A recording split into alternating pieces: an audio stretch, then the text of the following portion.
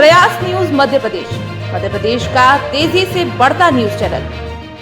जनसुनवाई में पहला मामला तिलक नगर के संबित नगर का सामने आया। पीड़िता ने आरोप लगाया कि उसे और उसकी बच्चियों को अचानक घर से निकाल दिया गया। वहीं पीड़िता का आरोप है कि उसकी ननद ने मकान की रजिस्ट्री कर उसे बाले बाले बेच दिया। वहीं पीड़ित ने कहा कि मकान ऐसे कैसे बेच दिया गया, सरकारी जमीन पर मकान बना हुआ था और बिना जांच के मकान बेच दिया गया। पीड़िता अभी उसके पिता के घर पर रह रही है। क्या समस्या लेकर जब कलेक्टर आया है? सर मैं 4 बार आ चुकी हूँ। मेरे को G12 में भेजा गया, मेरी सास नंदे पेश नहीं हुई और निरस्त कर दिया गया मेरे केस को।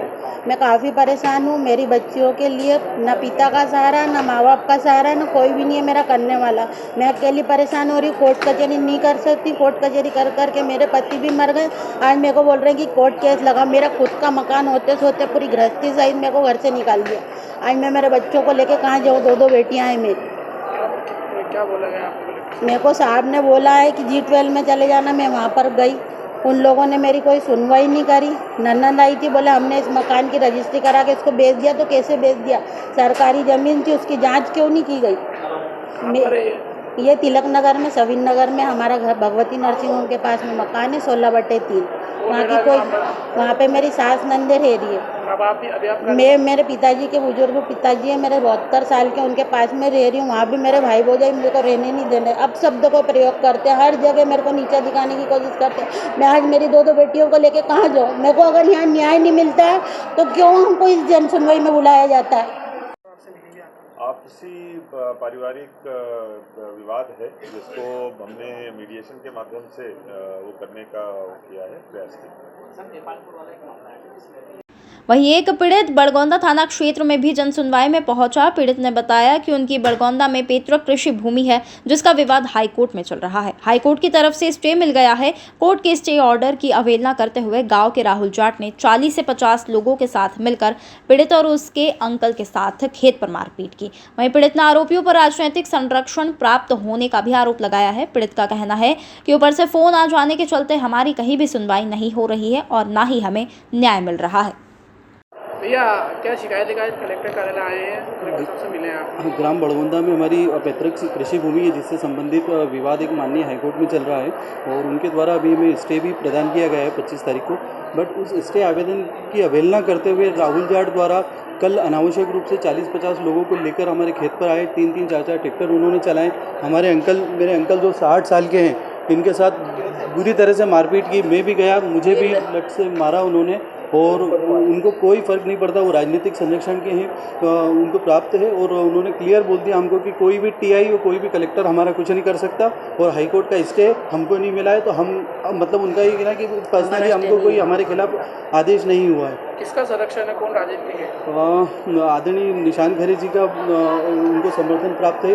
हम कहीं भी अधिकारियों के पास जाते हैं तो उनके पास फ़ोन आ जाता है और हमारे पक्ष में कोई कार्रवाई नहीं की जाती। हम पिछले 3 महीने से लगातार शिकायतें कर रहे हैं। टीआई साहब एक तरफा कार्रवाई कर देते हैं ग्राम बड़गोंदा की। हमने पिछली बार भी ये जब 3 तारीख को आए थे, कुछ 40-50 लोगों को लेकर आए, हमारी पूरी 12 बीघा की सोयाबीन की फसल नष्ट कर दी जिसकी हमारे कहीं सुनवाई नहीं हुई।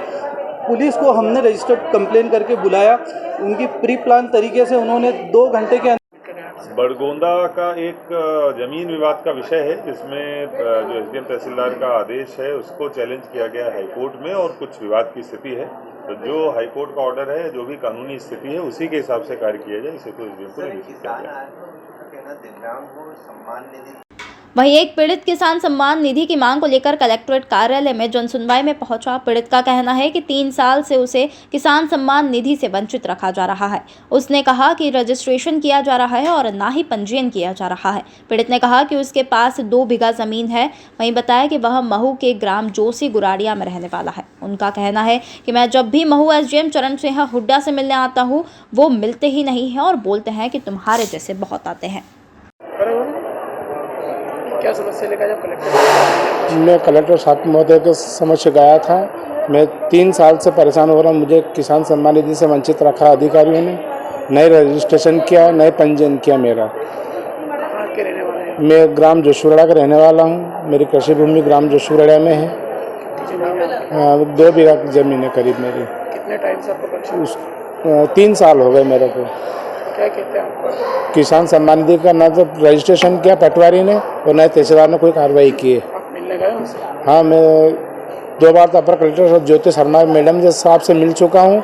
उन्होंने महू भेजा, एसडीएम के समक्ष। एसडीएम साहब भी नहीं मिलते मेरे से।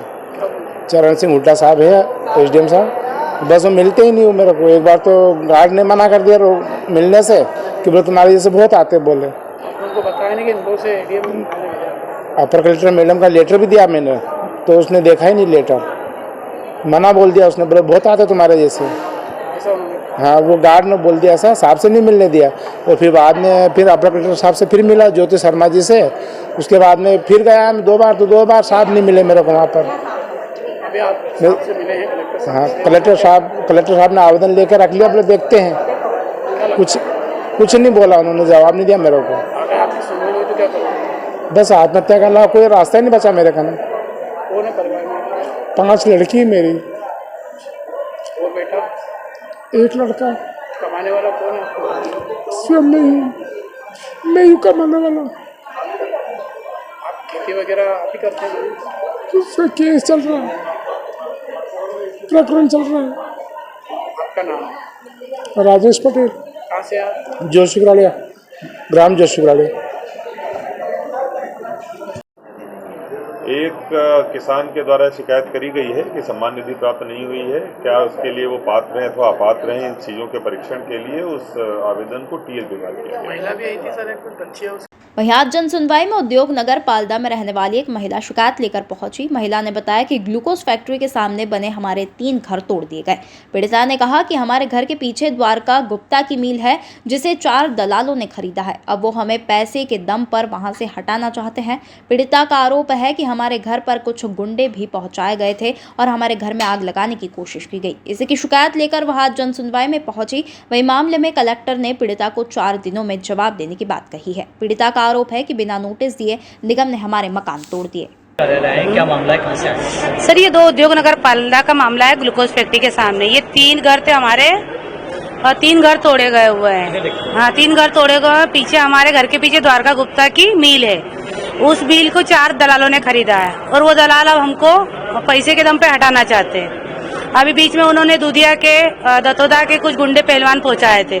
हम लोगों के जेंट्स वहाँ सोए हुए थे, उनको आग लगाने की कोशिश की। सीसीटीवी कैमरे में फुटेज में आया हुआ है वो। नगर निगम का क्या विषय है इसका? नगर निगम जवाब नहीं दे पा रही क्या है, जवाब नहीं? बस वो टालम टोली कर रही है नगर निगम। कलेक्टर साहब, हाँ, आज 5वें मंगलवार में हम जब आए तो कलेक्टर साहब ने आश्वासन दिया है, बोले 4 दिन बाद आपको जवाब देते हैं।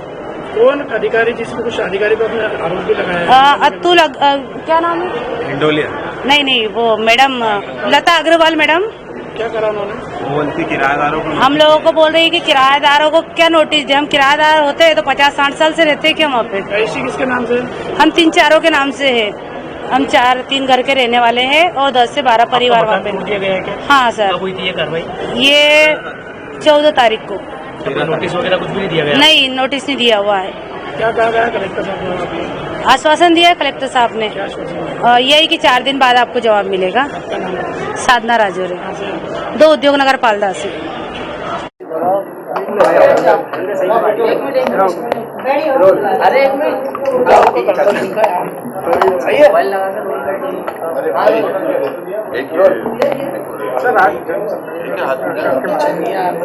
ये जनसुनवाई का आयोजन प्रत्येक सप्ताह की भांति किया गया है और इसमें जितने भी आवेदक आए हैं वो संबंधित विभागों को मार्क किए जाते हैं और कुछ आवेदक जो है वो सीधे भी आते हैं। तो सभी की सुनवाई करी गई है और निराकरण मौके से ही करने के प्रयास किए जाते हैं। कुछ जो अति गंभीर शिकायतें थीं जिसमें कि पहले भी आवेदक आ चुके हैं लेकिन अभी तक निराकरण नहीं हुआ है, तो ऐसी शिकायतों को टीएल में भी मार्क किया गया है।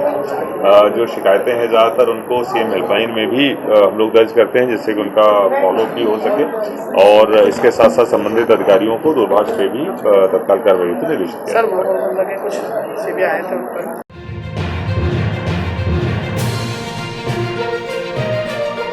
प्रयास न्यूज मध्य प्रदेश का तेजी से बढ़ता न्यूज चैनल।